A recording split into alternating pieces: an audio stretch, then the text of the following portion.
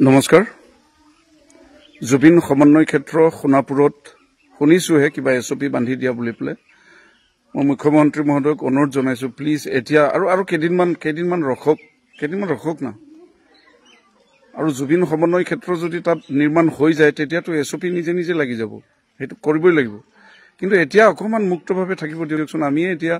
গোটেই দিনটো কাম সাম যিমান কষ্ট কৰি হলেও কাম কৰা আৰম্ভ কৰিছো কাম সাম কৰি মেলি ইমান দূৰৰ পৰা গৈ পেলে আকৌ ঘূৰি আহি পিছদিনা কাম কৰিব লাগিলে আমি ৰাতিয়ে যাব লাগিব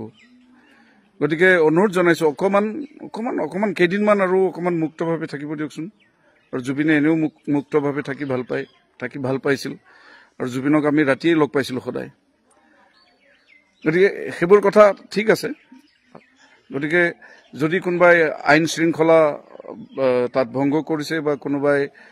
কৰিব নলগীয়া কাম কৰিছে তেখেতসকলক ধৰক আৰু ৰাইজেও ধৰিব কাৰণ আপুনি যদি এবাৰ কৈ দিয়ে মুখ্যমন্ত্ৰী হিচাপে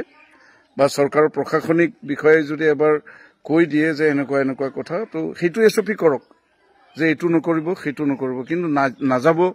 বা এটা সময় বান্ধি নিদিব এতিয়াও কেঁচা হৈ আছে ঘাটো একেবাৰে শুকোৱা নাই কাম আৰম্ভ কৰিব পৰা নাই ভালকে এটা বেলেগ একো কথা নাই অকমান দিন আমাক মুকলিকৈ থাকিব দিয়ক আৰু সময়ে সব ঠিক কৰি দিব সময়ত সব ঠিক হৈ যাব লৰা ধপৰা কৰিব নালাগে কৰিব লগা বহুত কাম আছে গতিকে এই কামটো এতিয়াই নকৰিলে মোৰ মতে ভাল হ'ব আমি অকমান শান্তিত জীয়াই থাকিব পাৰিম